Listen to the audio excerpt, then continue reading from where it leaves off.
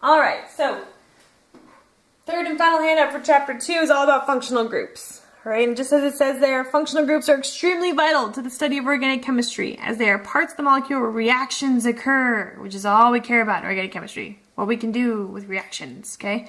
Every compound is some type of functional group. It's possible for them to have multiple, but they always have at least one. So they can have one or many. One or many functional groups. Okay, here we're just going to focus on those with carbon, oxygen, and nitrogen. There are plenty more with sulfur and other things like that. Okay, you do need to work to recognize these functional groups as quickly as possible. We will be working with them so much that you will just know them at the drop of a hat, but until that point, flashcards will probably be helpful because you just need to know these guys. You just need to know them. First up, hydrocarbons. And just as the name implies, they are functional groups with carbon and hydrogen. Hydrocarbons, okay? If it's just carbon and hydrogen, they are all non-polar because it's just carbon and hydrogen. Okay, they're all non-polar. First up are alkanes. Alkanes just have single bonds, okay? Alkanes contain single bonds between carbons and hydrogens, okay? We use the term alkyl group to refer to the alkane portion of a molecule. Okay, so here is an alkane. Here is another one. Just going to go through some quick examples real fast. That's how we're going to get through this handout really fast. If I put an ambiguous R, like a pirate, R, but this really just means any alkyl group. Yes, the possibilities are endless, but I just mean any alkyl group when we write R, okay? Just any alkyl group. And a lot of your homework problems, not a lot, but a few of your homework problems, and then probably one on the test will say, label all the functional groups. Don't label the alkanes, because they're everywhere. No need to label alkanes, again, because they're everywhere. So, everything has an alkane in it, you don't need to label it. Alkenes then have carbon-carbon double bonds. Double bonds, okay? So here is an alkene. I would like say that the double bond is an alkene. But the alkene is the functional group, the alkene itself. So what kind of alkene? Remember we saw these recently. What kind of alkenes are these? What kind is this one? This guy's a trans alkene. So that guy's trans, this guy is cis. How about this cyclic one? Sure. And here's one with two. Sure, you can have more than one alkene in a molecule. Absolutely, why not? Okay, how about alkynes? Alkynes have carbon-carbon triple bonds. If you like fire, you know this guy. This is acetylene. This is in acetylene torches.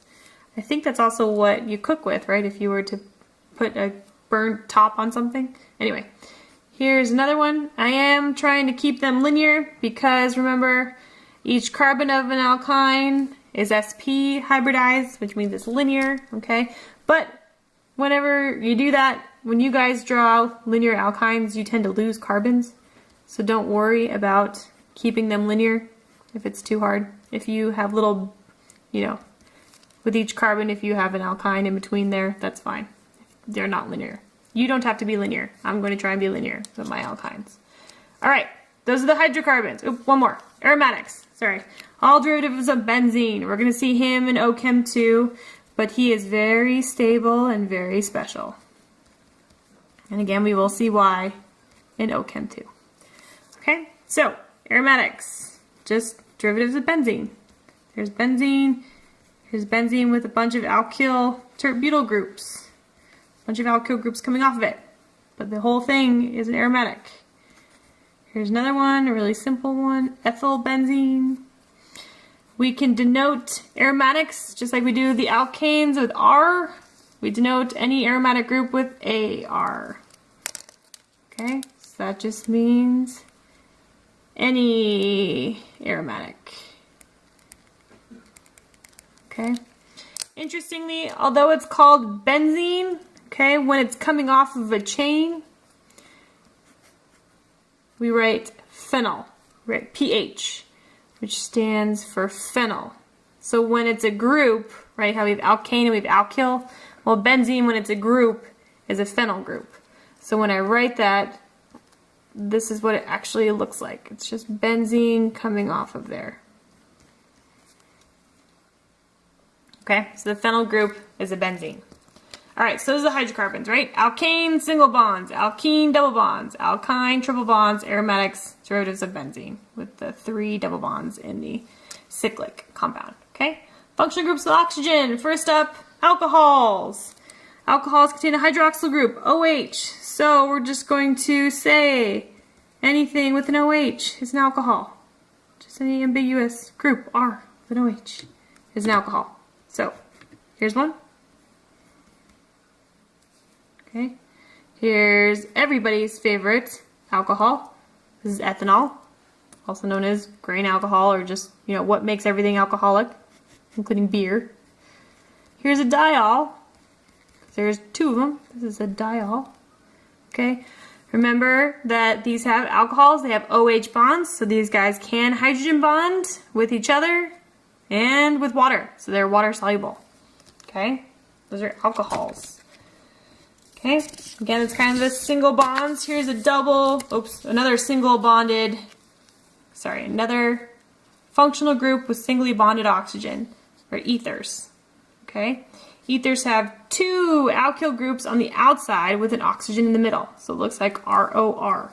Okay, so RO, and I'm going to write R prime. And by R prime, I just mean any other alkyl group. If I wrote ROR again, it might, just kind of imply that it's the same as the original R group. So here I just mean, with the R prime, I just mean any other alkyl group. Because again, if I wrote R again, ROR, it would imply maybe that this group is the exact same as this group. But it can or it can't be, doesn't matter. So here's one, this is diethyl ether. You guys used this to extract acetic acid last week in lab. Here's another ether, again, just 2 alkyl groups on the side. Here's a fun cyclic one. This is dioxane, okay?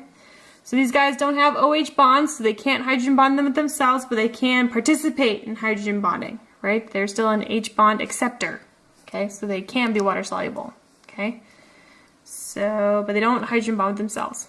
All right, so those were the singly bonded oxygen functional groups, alcohols and ethers. Okay, aldehydes then have a doubly bonded oxygen.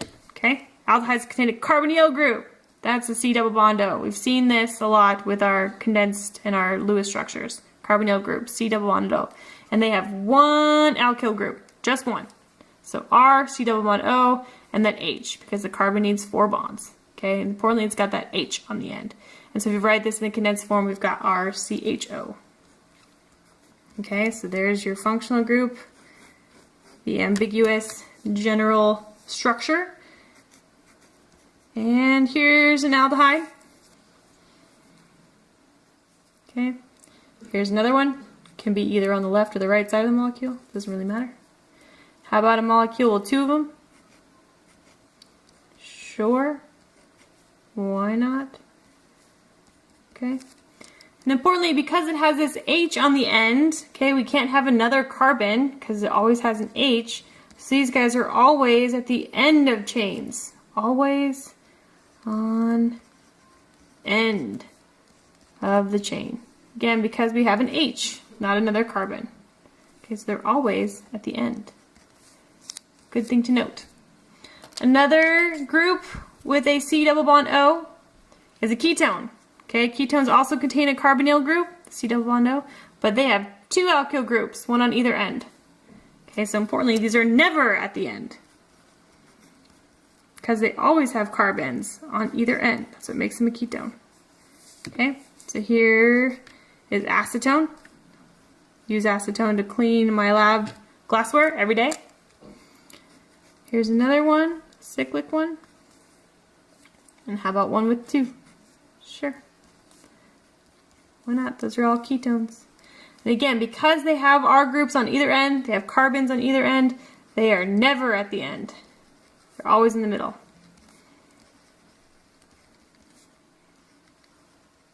Okay, unlike the aldehydes would have a hydrogen on the end, so they're always at the end. Okay? Carboxylic acids have 2 oxygens, okay? Carboxylic acids contain a carboxyl group, Ch2H, written in the condensed form, or RC-double-bond-O-OH. Okay, and also RCOOH or RCO2H. Okay, so the general structure. There you go. Okay, importantly, I know there's an alcohol here and a carbonyl or a ketone, but that is not what's here. This is not an alcohol and a ketone. Okay, the individual functional groups aren't present. It's the overall one. Okay, so the bigger functional group always trumps the little ones. Okay, so it's not just a ketone with an alcohol. It's the whole thing. It's a carboxylic acid. Okay, again, the bigger overall group trumps the individual smaller groups. Okay, so here's formic acid. Okay, and again, it is not an alcohol and a ketone. It's a carboxylic acid. It's the whole thing. Okay, here's another carboxylic acid. And notice how they have an OH on the end and not another carbon. That means, just like the aldehyde, these guys are also always at the end. Always at the end. Again, that's because they have OH groups instead of another carbon. Okay, the OHs are always going to be at the end of a chain. Esters then are like carboxylic acids, but they have an alkyl group instead of a hydroxyl. Uh-oh, that should be hydroxyl. Okay. Oh, I see what it's saying. So it was a hydrogen. Where there was a hydrogen before, now it's another carbon. Okay. So let's just write that back again. Sorry, because it was clear before. Where there's a hydrogen up here, it's just another carbon. Okay, so these are always going to be in the middle. So, here we go.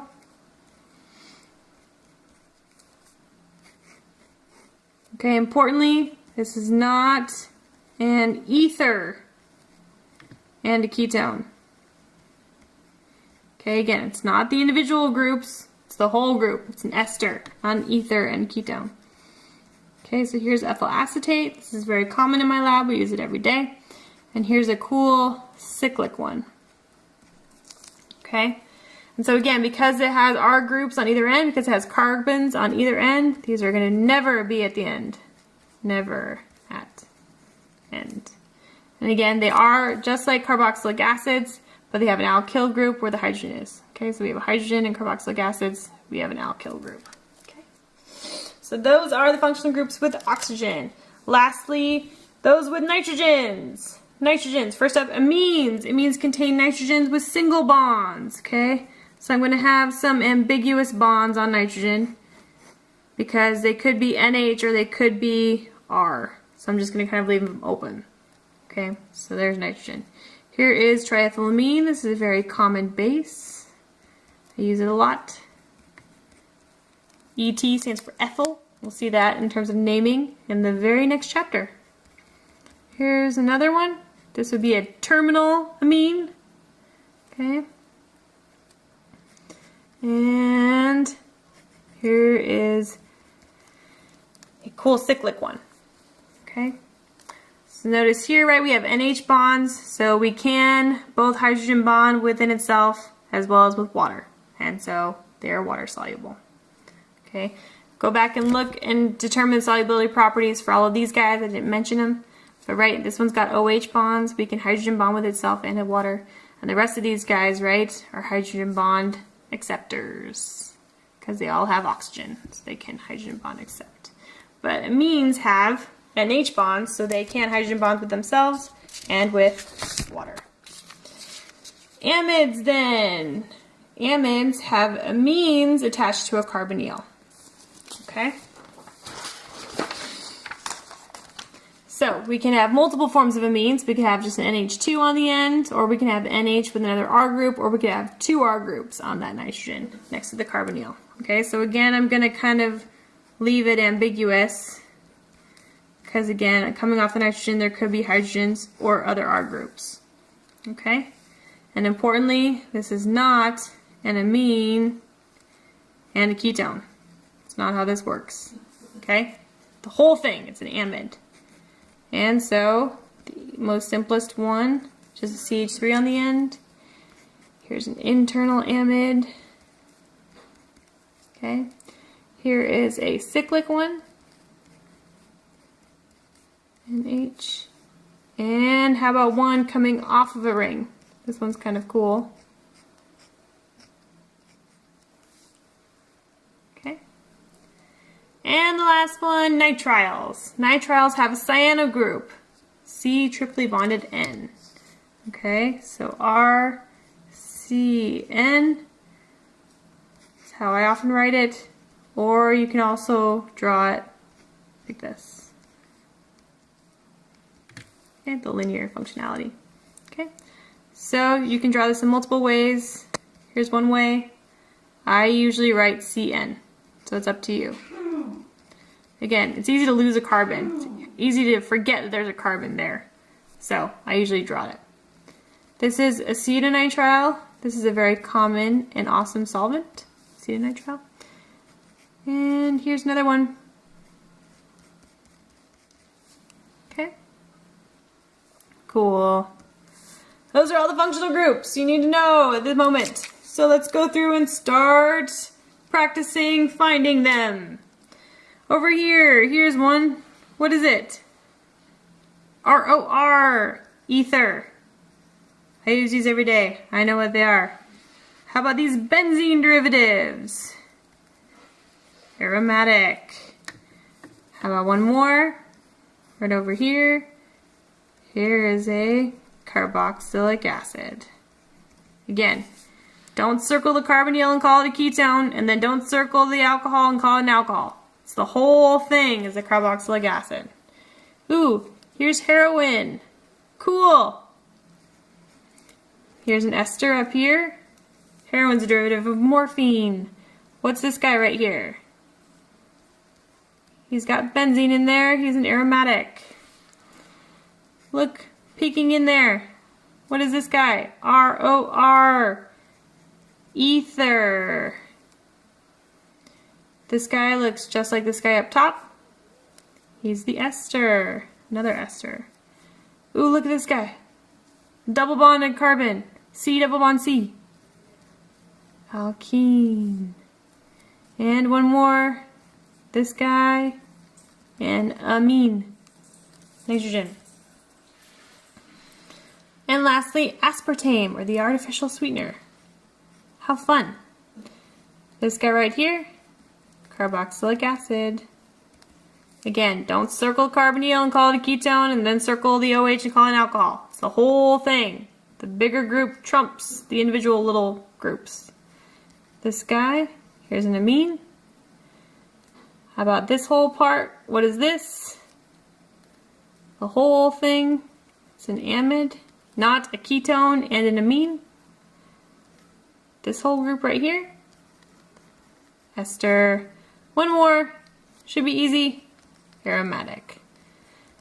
Again, I know these very easily off the top of my head because I work with them all the time. You guys, flashcards are probably going to be your best friend for these guys. Alright, thanks a lot. See ya.